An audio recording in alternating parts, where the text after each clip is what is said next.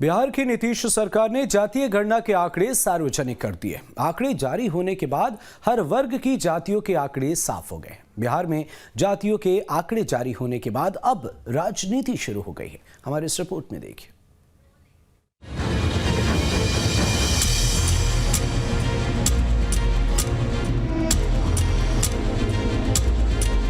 नीतीश कुमार का master stroke. क्या 2024 के लिए तय हो गया एजेंडा? ओबीसी ईबीसी करेंगे लोकसभा चुनाव में खेल। क्या 2024 के लिए बिहार से इंडिया गठबंधन का एजेंडा तय हो गया है? जिसकी जितनी हिस्सेदारी उसकी उतनी भागीदारी। क्या 2024 में इंडिया गठबंधन का यही जीत का मंत्र होने वाला है? 90 के दशक में मंडल कमीशन ने जिस राज्य की सियासत बदल दी, माना जा रहा है कि उस राज्य में अब जातिगत जनगणना के जरिए 2024 की स्क्रिप्ट लिखने की कोशिश की जा रही है। बिहार में जातिगत जनगणना के आंकड़े जारी कर दिए गए हैं। 2 जून 2022 को मंत्रिपरिषद का निर्णय हुआ कि ये कराया जाएगा और कराए जाने का ये था कि विभिन्न जो सामाजिक आर्थिक जो पहलू हैं बिहार के, उसका एक गणना कराया जाए और उसके बाद हम लोग उसका पूरा रिपोर्ट तैयार करें।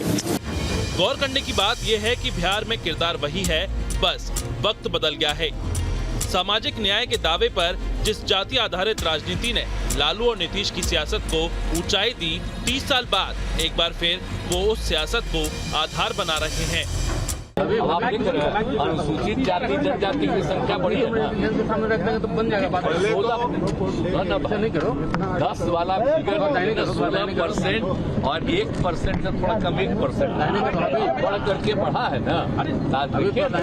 उनको भी फायदा है, तो बाकी सबको लाभ अरे इसी तरह का सबके मीटिंग में एक बात को रखिएगा और उसके बाद सब लोगों का राय लेकर के और सरकार की तरफ से जो जरूरी होगा आगे कदम उठाएंगे।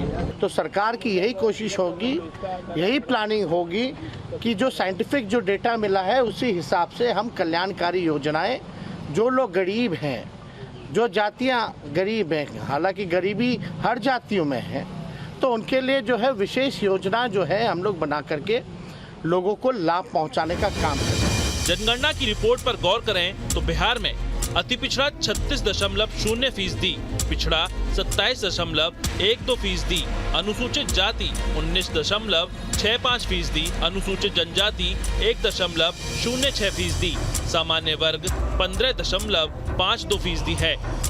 जातिगत जनगणना के आंकड़े तो बिहार से आए हैं, लेकिन इसकी गूंज पूरे देश में सुनाई दे रही है।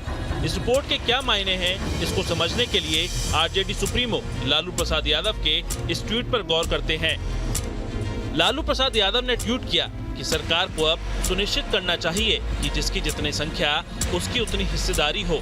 हमारा शुरू से मानना है कि राज्य के संसाधनों पर न्याय संगत अधिकार सभी वर्गों का है, यानी सामाजिक न्याय तो मिल गया है, अब बात आर्थिक हिस्सेदारी की हो रही है।